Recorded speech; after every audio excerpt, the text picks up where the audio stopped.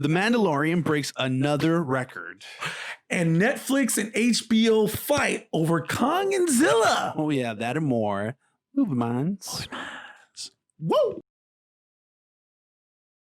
Hey, guys, this is Ish. And this is Ant. And we're Movie Minds, where we keep you up to date with all the movie news, reviews, and some shows. And guys, follow us on all our social media platforms, guys, on Facebook, Yes. Twitter, TikTok, all that good stuff. Thanks. We appreciate you guys. We appreciate the likes, the subscriptions, the notifications. And please, guys, if you can help us out in one area, please, please, please press that subscribe button. We would really appreciate it. We would really value that. Thank you so much. Yes, that. And we're going to go into Worthy Mention. Worthy mention. It is a sad day, my friend. Mm-hmm. A sad, sad day.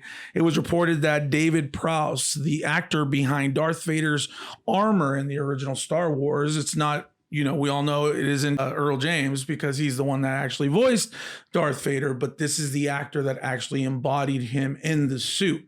He passed away, died, and, everyone's very, very, very, very sad, including, George Lucas. Mark Hamill had a couple of things to say about them as well. Yeah, it's a sad day to lose one of the OGs of the greatest saga that has ever been told in cinema.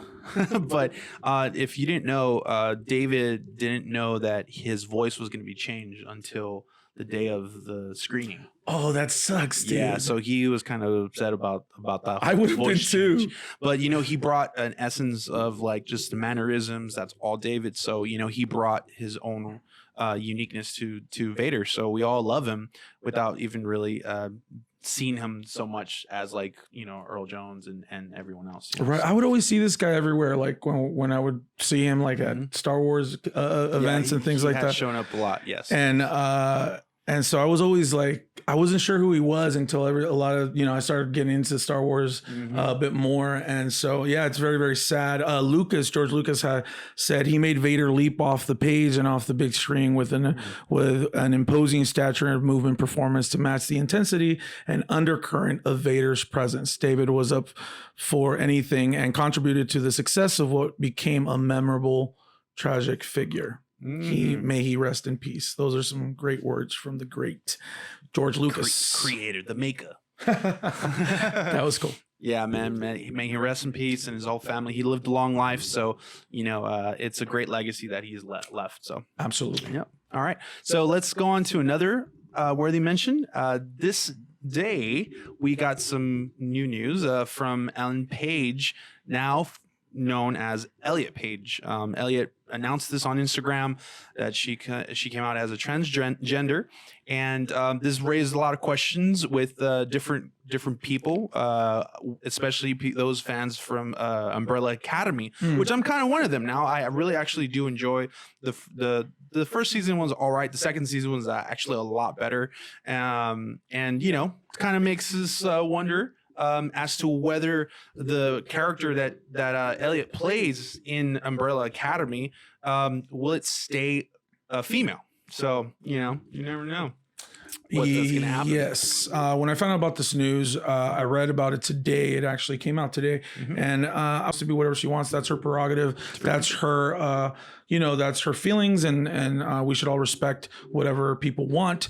However, I think in terms of the character and what she does for movies, I'm talking even past the Academy series, which I have not watched. I've seen a couple of shows. It's intriguing. Hasn't got my full attention to where I have to go and watch the whole season. I really like this girl. She is. I forget her name right now on the X-Men, but she's the one that goes through walls.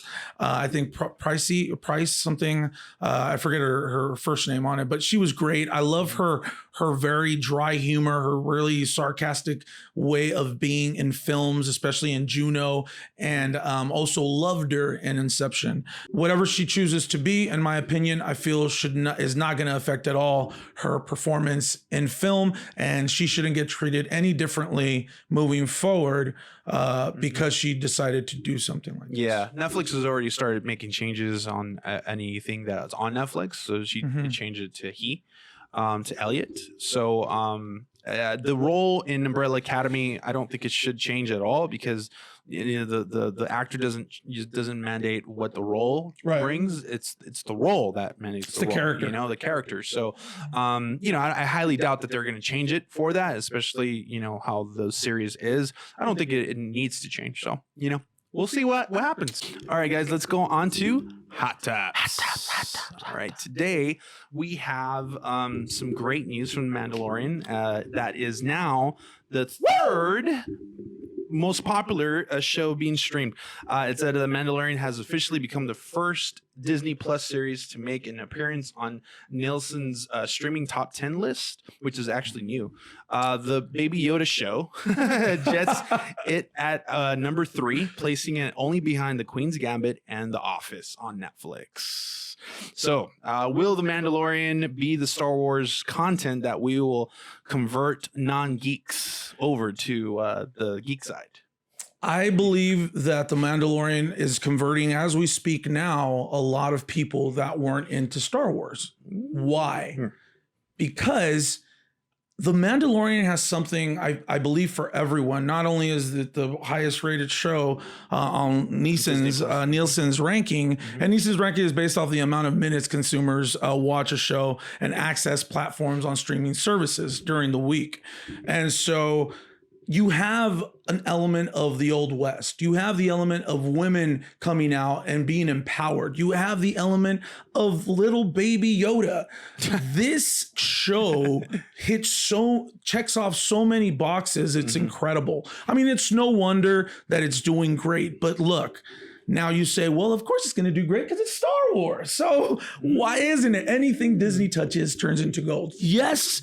But if you look at all the elements that it took to make this show and what kind of people are behind the camera and who they went to access so that they're able to portray these kind of stories and the quality and level that they're doing it in, it's incredible, guys. Even if it wasn't attached to Disney, this show would still be really good and really well watched because it's so universsul. So yes, I do believe that non-geeks and people that are not used to watching this kind of sci-fi are going to, you're going to have grandmas saying, this is the way. This is the way. But yeah, grandma's like loving little baby Yoda, which is now, I still forget his name because I'm so used to Grogu. Yeah. So with that being said, I mean, yeah, I believe that this show has the ability to bring in people that are, non-Star Wars fans into the light of Day of the great Star Wars content that is out there. And you don't really need to understand anything aside from The Mandalorian. Just follow the show. It's well directed by some of the most amazing directors out there right now, including Jon Favreau, that has brought you amazing stories in the past. Right. And he works with someone that's called Dave Filoni. And Dave Filoni is the hugest Star Wars nerd on the face of the planet, but he's very creative, and he's actually the apprentice to the creator, George Lucas. That's right. Seeing the numbers, we're talking about 1.3 million, billion minutes seen. It's ridiculous. It's unfathomable. I can't really even wrap my head around that. The Queen's Gambit is an amazing show. We talked about it last week again on Streaming and Chill. And The Office, of course. If you haven't seen The Office, have you seen The Office? I have. I've seen a lot of episodes. Oh, okay. It hasn't been like a binge watch for me yet. Yeah, which is actually leaving Netflix in this month. By the way, The Office is leaving Netflix. I think we have a lot of these streaming services. So if it leaves one, dude, it just goes on to another. It's going to Peacock or something like that. No one has Peacock. Do you have Peacock? It's for free. Is it really? Oh, okay. That's not that bad. All right. Anyway, but still, guys, this is amazing news. I'm so happy to see me as a Star Wars fan. I'm a mega fan. I have it tattooed on me. He really does. And I'm so excited to see, because I see people DM me all the time. Hey, what do you think about the show? Hey, and what's this and what's that? And these are, the uninformed Star Wars people that are in my life, and I'm so excited to share this passion because I believe that Star Wars storytelling is one of the best of this generation. This will become something like Romeo and Juliet, Shakespeare in the future. You guys will all have like retellings of the story. Trust me, you'll see. And let's not forget the fact that this past episode was also very, very, very good because it was the introduction to Ahsoka Tano, which was played by Rosario Dawson, and she did great. I've watched the show already 5 times, I think, because it's just so good. And so she came out with her white lightsabers, and so they were talking to her about her experience on the show, and so. Remember when? Do you remember when Jon Favreau posted the picture with George Lucas cradling baby Yoda? Yeah. She was on set that day. That day, George Lucas was there on the set, and Rosario Dawson was talking about like I was so nervous, especially because they were asking me to put the blue contacts on, and Filoni had told me, he's like, hey, don't worry if they're not working for you or if they're hurting, if they're uncomfortable, you don't have to worry about it. But I knew, she said, that the fans were not gonna be okay with that. That they wanted everything everything as far as what Ahsoka looks like. And she put them on, and I'm gonna be honest, she said, when I put those contacts on, I became Ahsoka Tano. It was no more Rosario, it was her. And so I'm just really happy that the fans, because the fans, you guys put her in that role and made Filoni take notice. And he asked Jon Favreau about it because Jon Favreau asked him, hey, who do you have in mind? And he said, well, I was thinking about Rosario Dawson. And then John's like, I know her. She's a friend. And so they reached out. Rosario was psyched. Dude, and amazing. It became history now. Guys, if you haven't watched the show on Disney Plus, I highly recommend it. The Jedi. And it was such a great show. Oh my goodness. I really recommend it. Anyway, I had to get that out, dude. Because that was for sure. That's great. So I good. actually didn't know that. So that's cool. It was really, really cool. And then there's just a lot more that they talk about, Sweet. With Kathleen Kennedy and then everybody else that was involved in the whole transformation and on production. The day that they shot the show, George Lucas was there. I mean, it was so crazy. That's cool. So anyway, that was great thing. She's going to get her own Disney Plus series. She has to, dude. That's the one that we're waiting for. So the one that it's in works. Called it again. Called it. All right, guys, let's go on to the next one. So, sir, we are having a war between HBO Max and Netflix for the next King Kong and Godzilla movie. It came out on from THR that Netflix was trying to buy the movie for $200 million, and a little guy named Warner Brothers said, no, hold on. We have our little sister company that's called HBO Max, and we want it there. And so we already know that Wonder Woman 84 is going to be premiering on Christmas there. So what do you think? Should Godzilla versus King Kong go to Netflix or go to HBO Max? Well, I love Netflix and their $200 million bet that they lost, apparently, right? Yep. But I'm going for HBO Max, man. HBO Max, again, I feel like I'm trying to convert everyone here to HBO Max because it really is the best streaming service that I have right now. It already has the last Godzilla movies. Yep, all of them. Even the old ones. Yeah. Back in the day I ones, haven't seen that. Okay, that's cool. I should probably watch that again. And the King Kongs. Yeah. Oh yeah, that's right. Skull Island's there, huh? I'm all there. I'm all up in that. Yeah, dude. They need to have this part of their whole content library because it just fits. It fits right in, and plus Warner Brothers is really investing into their HBO Max.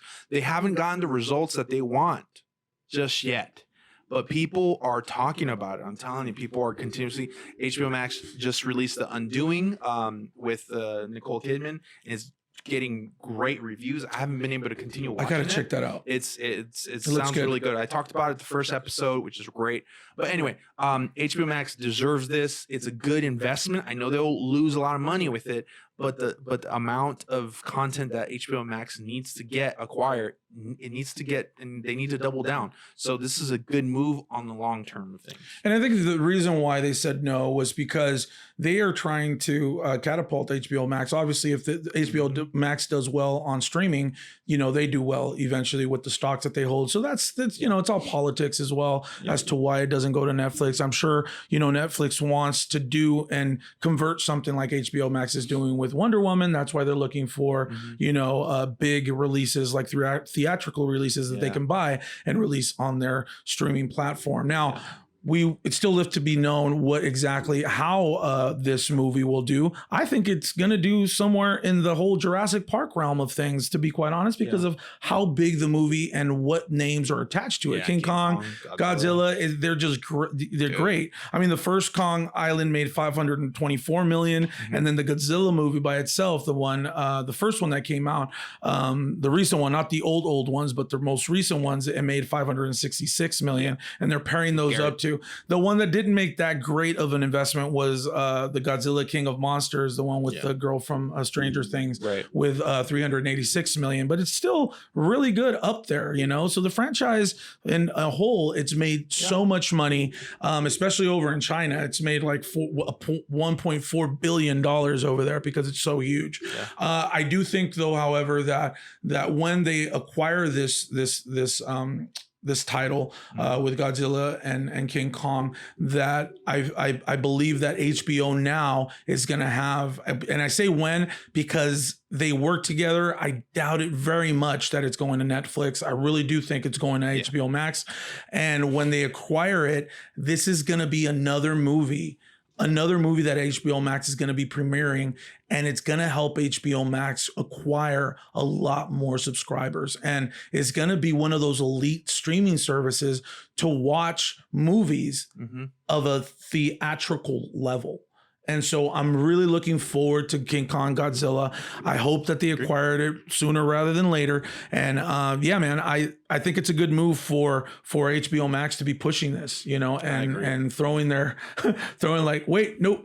It's, you know, we're here and we're your partners. So listen to us a little bit more than Netflix. Yeah. So sure.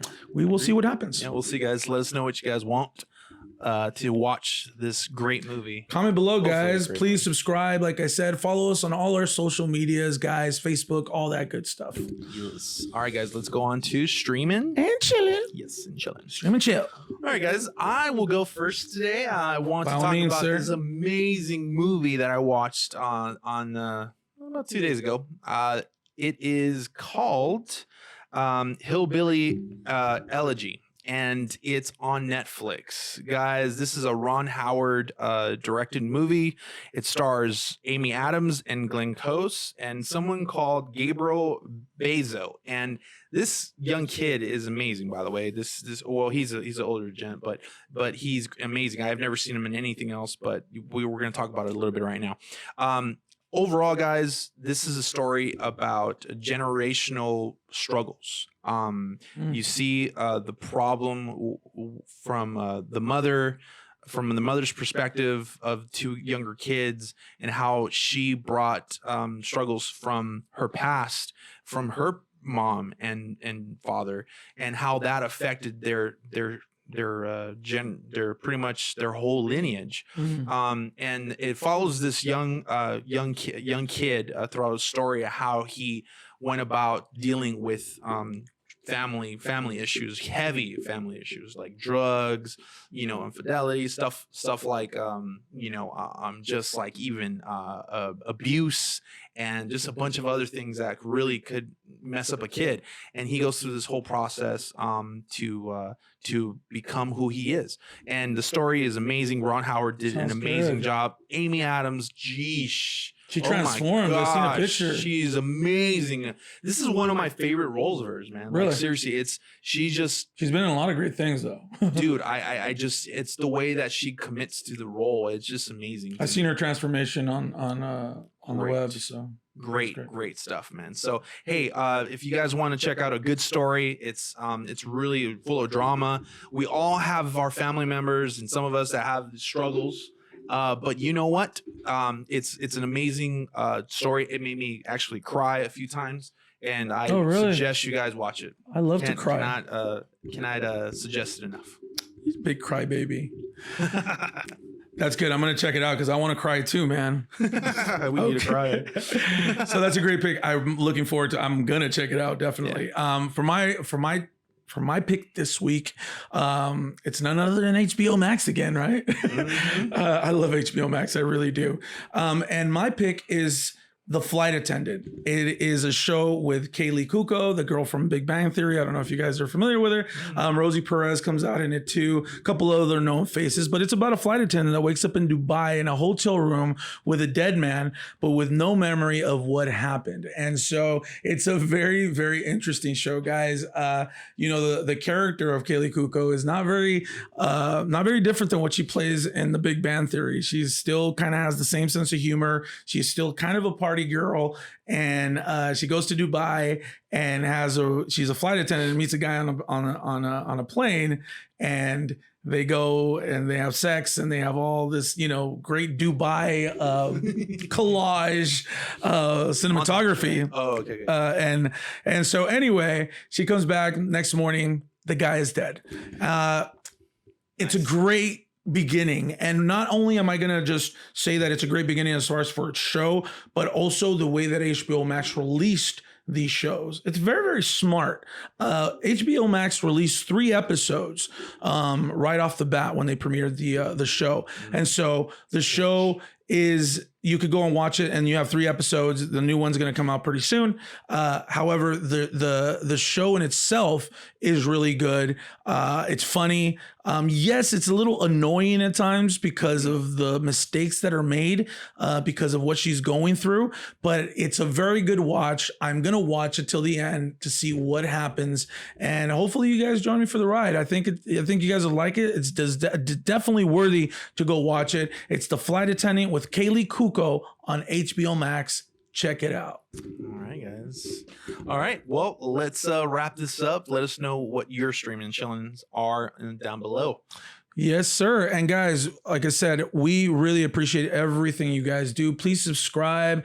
Please press the like button, notification, everything for all the future updates of content. And as always, and like always, stay movie-minded. Woo!